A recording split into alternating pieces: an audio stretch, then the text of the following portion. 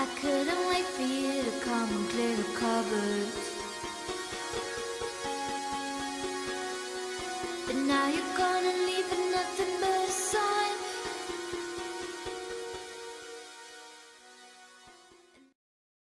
They say you shouldn't let down your guard. Well, this is one of the times when I did. Guys, what a emotional roller coaster. This is what you call anime greatness at its peak. This is what you call something that you can immerse yourself into, dive deep into, yeah, and get captured by the world and captivated by the world. Guys, this is Edgerunners, or should I say Cyberpunk Edgerunners. Guys, I've never delved or dwelled into the Cyberpunk universe before. I knew there was a game coming out, I never got to play it, you know, and I thought to myself, let me try this new Netflix series, why not?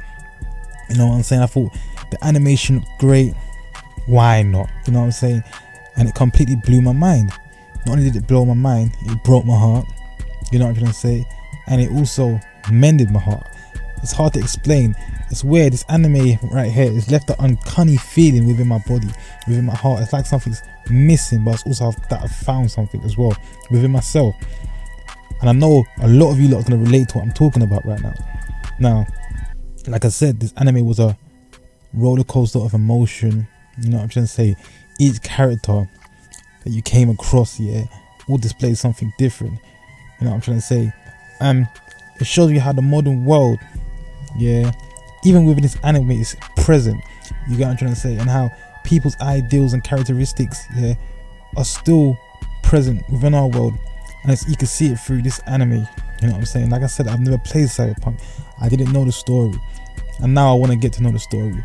You got the main character, David. You know what I'm trying to say? A child that carries the dreams of other people's on his back, within his heart, and he doesn't mind doing so.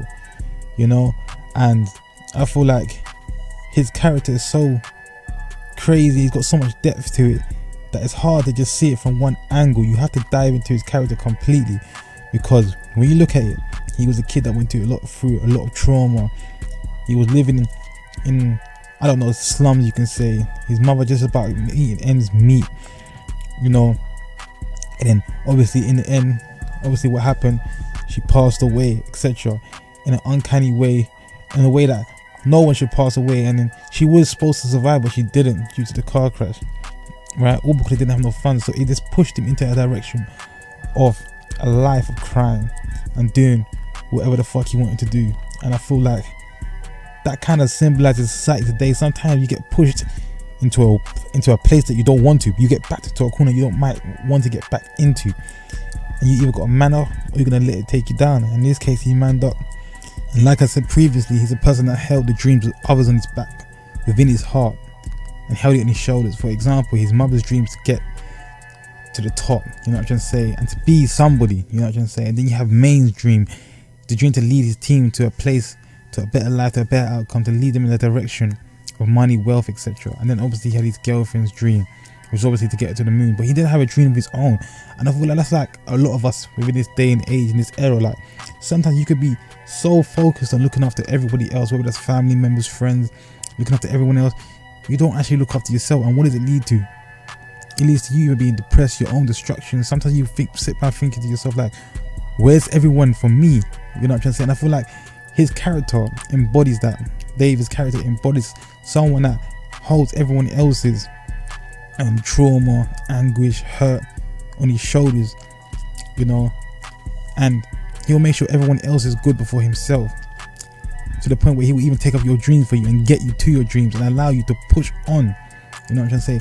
And he'll take your dreams for you and even take it upon himself, right, and continue your dreams on for you, even if you don't want to. And that's the type of character he is. And I feel, like I said, within human society today, there's a lot of us that do that. Some people, they give up their most valuable dreams, assets, to make sure the people around them are obviously healthy, good. And obviously there's nothing wrong with that, but it also teaches you that sometimes you got to get out of being comfortable and start being uncomfortable, and actually go and figure out your own dream. Otherwise it might lead maybe to your despise. And as you can see from the last episode, now I feel like this anime was crazy.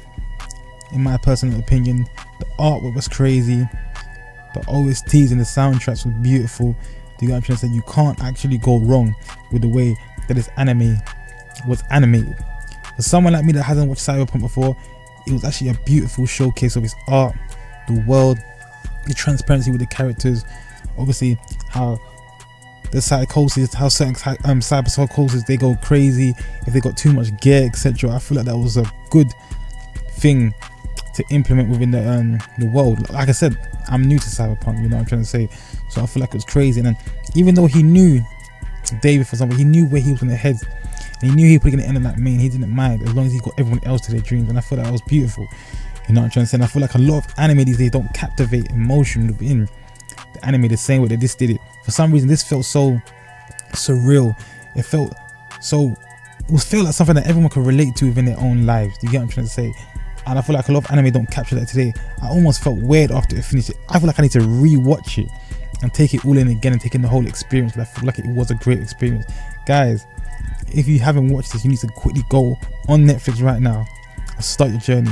Episode 6 was probably one of the craziest episodes, you know what I'm saying, and it displayed the characters, each character's emotions, yeah, in a crazy way, but in a beautiful way, you know what I'm saying. The art style was crazy, the OST was crazy, you felt every emotion, even though it's animation. Like, I feel like this is one of them shows you can show to someone that doesn't even watch anime and they will take it in and think to themselves like, raw, you know what I'm trying to say. And like, there was even the scene within like the first few episodes where obviously David was laying on the bed and he went to go see obviously the moon with his girl, and obviously there was a condom on the bed. But as you can see, in that world, sex, and in the cyberpunk world, sex and everything is normalized. It's so normal that seeing a condom on the bed is not what's captivating. What was captivating between the two, obviously David, the main character, you know what I'm saying, and his girl, but she wasn't his girl at the time. What was captivating to them was actually going to see the moon, something that couldn't be reached, something that couldn't be got.